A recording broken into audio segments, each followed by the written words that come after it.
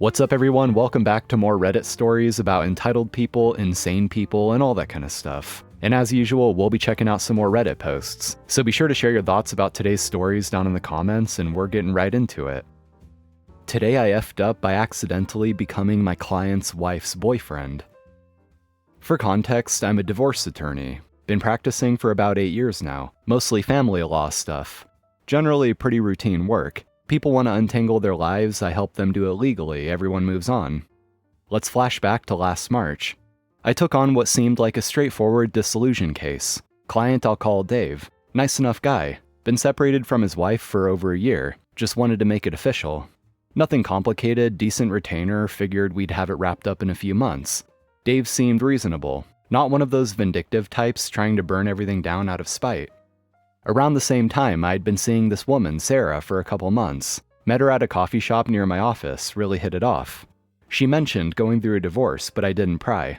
Not exactly first date conversation, you know? She had a different last name from what was in my client files, so when I ran my conflict checks, nothing flagged. Everything was going great with Sarah. Really great, actually. We were taking things slow, but it was heading in a good direction. Until we scheduled the first 4-way settlement meeting. I walk into the conference room with Dave, chatting about keeping things amicable, and there's Sarah sitting across the table with her attorney. I literally just stopped mid-sentence. My briefcase slipped right out of my hands and hit the floor with this loud thud. Sarah went completely white. Dave looked back and forth between us for what felt like an eternity, and I could see the exact moment it clicked for him. "Are you f***ing serious right now?" he says, not shouting, but definitely not pleased. Sarah started tearing up. Her lawyer looked like he wanted to crawl under the table. I'm standing there feeling like the biggest moron in legal history. Had to immediately excuse myself with Dave. Guy was understandably pissed. Started grilling me. How long had this been going on? Did I know who she was? Was this some kind of setup to screw him over? I'm trying to explain that I'd been dating his wife for a couple months without having any clue who she was. He didn't buy it at first. What kind of lawyer doesn't ask basic questions, he keeps saying. I had to pull out my intake notes to prove the name thing, show him how the conflict check works, basically convince an angry client that I'm incompetent rather than malicious. Took about 20 minutes before he finally believed it was just spectacularly bad luck. Even then, he's shaking his head, muttering about how effed up this whole situation is. I explained I'd have to withdraw from his case and help him find new counsel. There's no getting around it. I've got a personal relationship with the opposing party, which makes it impossible for me to represent him properly. By the end, he'd calmed down enough to say, "This is the weirdest goddamn thing that's ever happened to me." Still wasn't happy about starting over with a new lawyer, but he understood why it had to happen. The paperwork was a nightmare. Had to file a motion to withdraw since we were already in litigation, transfer all his files, deal with refunding unused fees.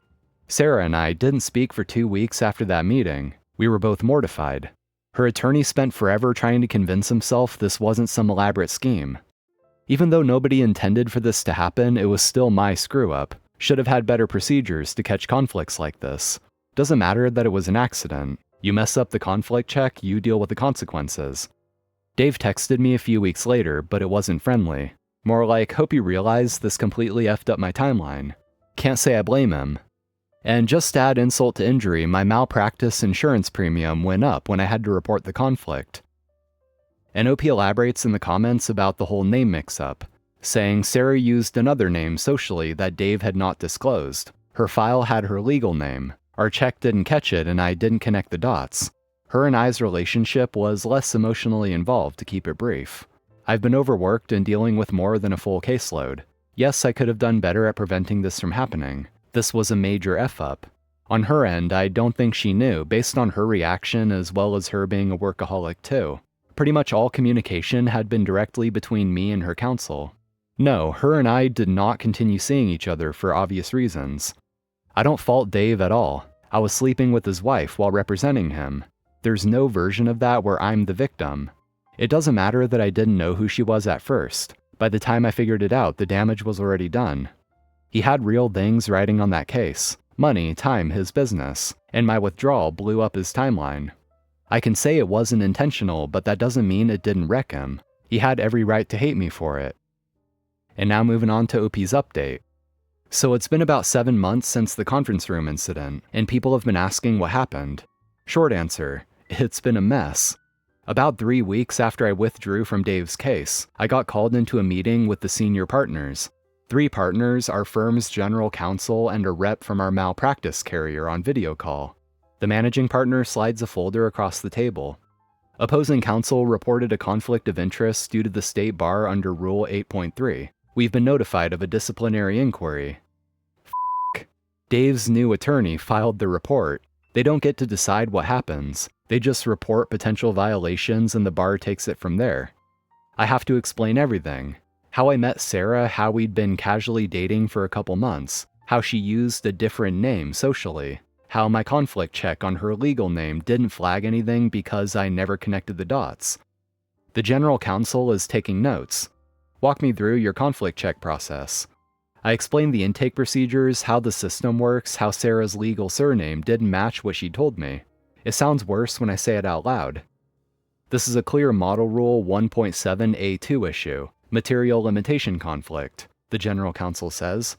You were correct to withdraw under Rule 1.16, but we need to understand how this wasn't caught earlier. The malpractice carrier rep unmutes. We'll need to document this as a circumstance that could lead to a claim. It'll be noted when your policy comes up for renewal. Great. The firm mandates that I complete an 8-hour CLE on conflicts of interest before taking any new client intakes. They've already registered me for a seminar that Saturday, 8 a.m. of course. I show up at a hotel conference room with about 20 other attorneys. One of the instructors is Patricia, a divorce attorney I've opposed a few times. She definitely knows why I'm there based on the look she gave me. Most of the morning is standard material, rules, case law, procedures. Then we get to case studies and Patricia brings up In Ray Johnson, a 2019 disciplinary matter. Attorney representing a divorce client starts dating someone, turns out to be the opposing party, discovers it at a settlement conference. Same exact situation as mine from 6 years ago in a different state, and I wanted to sink through the floor.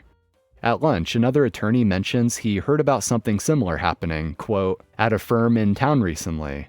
Doesn't know it's me, but clearly the story's getting around. I finish the seminar, pass the exam, bring the certificate back to the firm. A few weeks later, the bar sends a letter. The inquiry is closed with a private caution, basically a warning that stays in their files but isn't public discipline. Could have been worse. My malpractice premium went up about 15% when it renewed in September. The carrier cited the reported disciplinary circumstance in the renewed letter. The firm implemented some new procedures for me specifically. For the next 6 months, I have to get conflicts pre-cleared by the general counsel before taking on any new client. They also added mandatory AKA/nickname fields to our intake forms and conflict check system. The worst part isn't the official stuff though, it's that people know. Not everyone, but enough. I've been called the coffee shop lawyer twice at bar events. Last month, opposing counsel asked if I'd met the other party before, with this look on her face. The story's definitely circulating. Some versions have me engaged to Sarah. One has me not finding out until trial. It's becoming one of those cautionary tales people tell each other. Haven't dated anyone since March, deleted the apps.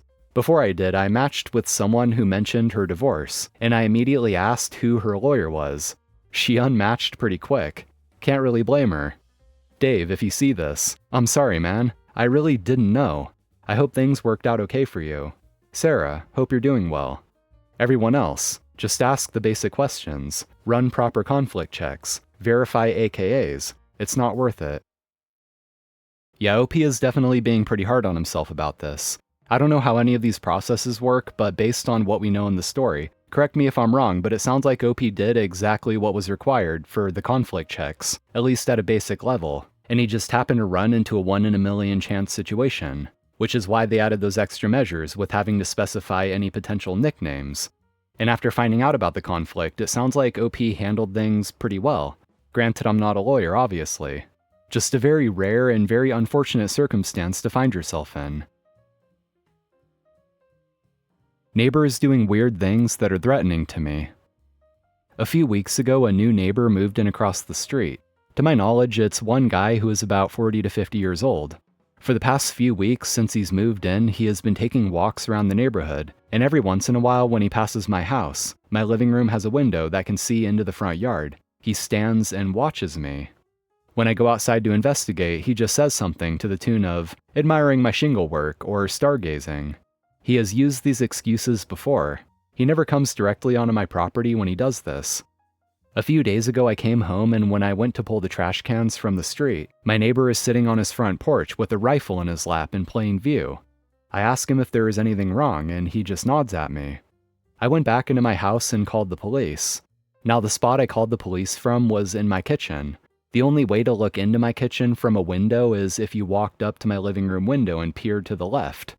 After hanging up the phone, I turned towards the living room and saw my neighbor about 2 feet away from my window, peering in with the rifle. I run into my room and lock the door. After the police arrive, I tell them what happened, and they told me that since he wasn't pointing a gun at me, that it wasn't a threat. The most they can do is trespass him, but by the time they arrived, he left his house.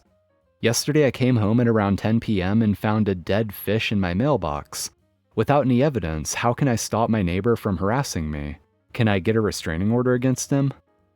And that brings us to the update posted about a week later. Since then, I got cameras with night vision, motion detection alerts, window tint for my living room, and big thick curtains. I also got a few of those stickers for the area of my house that says insured by Glock to deter any intruders.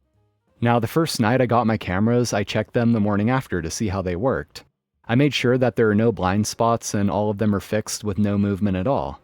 When I checked the cameras the morning before, someone walked up to them wearing all black, including a mask, and pointed them down.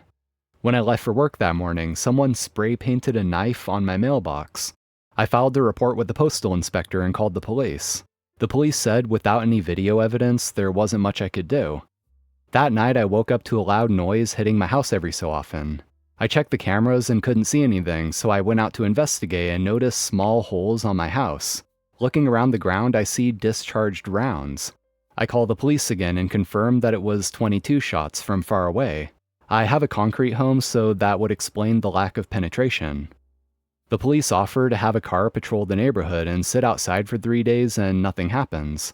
I asked them if I could get a protective order from my neighbor who has a history of being hostile, and they said since I had no direct evidence implicating him, that I can't file it out of nowhere despite previous confrontations.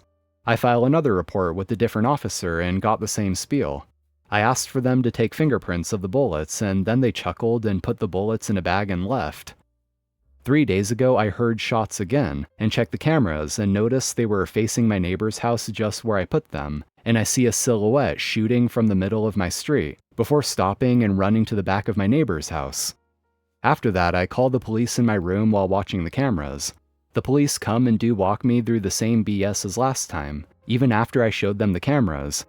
They knocked on my neighbor's door and he claimed he heard and saw nothing. After they left, I asked him if he was telling the truth, and he looked at me and smiled. It was very unnerving. I don't know what to do at this point. And the final update was posted about 3 months later. The similar behavior is something I suffered over the course of 1 to 2 months in Florida. I made posts and legal advice asking for help and got reasonably good answers.